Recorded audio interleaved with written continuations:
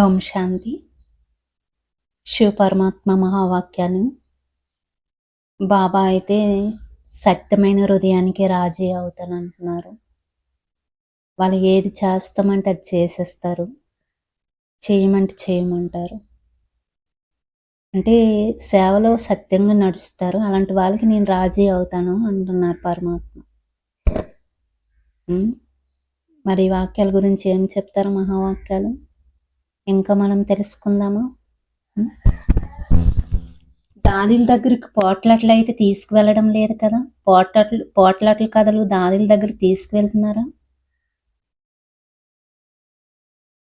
తగ్గిపోయాయా లేదా వచ్చింది కదా. జానకి దాదాతో ఇప్పుడు మీరు అనారోగ్యంగా లేరు కదా. పోట్లాట్ల కథల ద్వారా అనారోగ్యం వస్తుంది, అవి ఇప్పుడు సమాప్త అయిపోయినవి. మంచిది. అందరిలో అన్నిటికంటే మంచి విశేష గుణం మనసు యొక్క స్వచ్ఛత. లోపల ఉంచుకోరు, బయట పెట్టేస్తారు. ఏ విషయమైన సత్యమైన మనసుతో చెప్పేస్తారు. ఇలా కాదు, అలా ఇలా తారుమూరు చేయరు. ఉన్న విషయాన్ని చెప్పేస్తారు. ఈ విశేషత చాలా మంచిది. అందువలన బాబా అంటారు, సత్యమైన మరి స్వచ్ఛమైన హృదయానికి బాబా రాజీ అవుతారు అని. చేస్తామంటే చేస్తామంటారు, లేకపోతే లేదు అంటారు. చూస్తామని అనరు. కష్టంతో నడవరు, నడిస్తే పూర్తిగా నడుస్తారు, లేకపోతే లేదు. బాబ్దాదా దేశ విదేశాల యొక్క మీటింగ్ చూశారు. ఇలా మీటింగ్లు చేశారు కదా. సమయం తీసి అందరు ప్లాన్ తయారు చేశారు, మంచిగా శ్రమించారు, మరి మంచిగా సంఘటితం చేశారు. దీని బాబ్దాదా సంతోషిస్తున్నారు.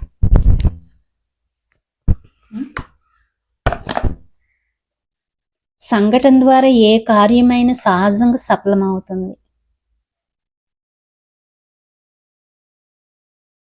డబల్ విదేశీయులు మీటింగ్లో సంఘటన శక్తి యొక్క ప్రత్యక్ష స్వరూపాన్ని చూపించారు. ధైర్యంతో మరి శ్రమించి పిల్లలు తయారు చేసిన ప్లాన్స్ చూసి బాబ్దాదా సంతోషిస్తున్నారు. ఆర్సీఓ గ్రూప్ వారు విశేష సేవ కోసం వచ్చారు. అలా వచ్చిన ఆర్సీఓ గ్రూప్ 5 ఖండాల యొక్క సేవకు నిమిత్తమైన ముఖ్య సోదర సోదరులు వారందరికీ బాబ్దాదా శుభాకాంక్షలు ఇస్తున్నారు.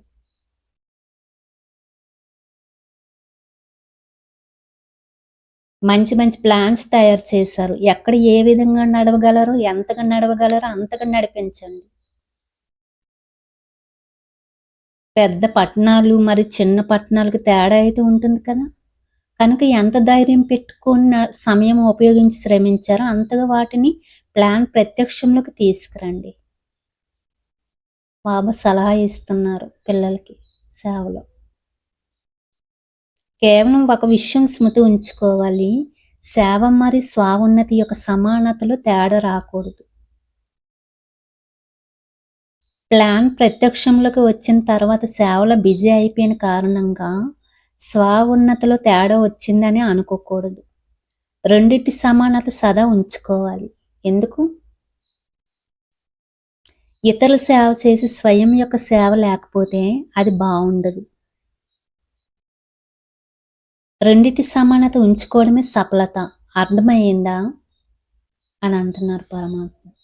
అంటే ఇతరుల సేవ చేస్తున్నాం, మరి స్వయం ఉన్నతి కూడా చూసుకోవాలి కదా. స్వయం స్థితి కూడా మంచిగా తయారు చేసుకొని సేవ చేయండి, అప్పుడు సఫలత ఉంటుంది అని అంటున్నారు పరమాత్మ. స్వావున్నతి మరి ఇతరుల సేవలో కూడా.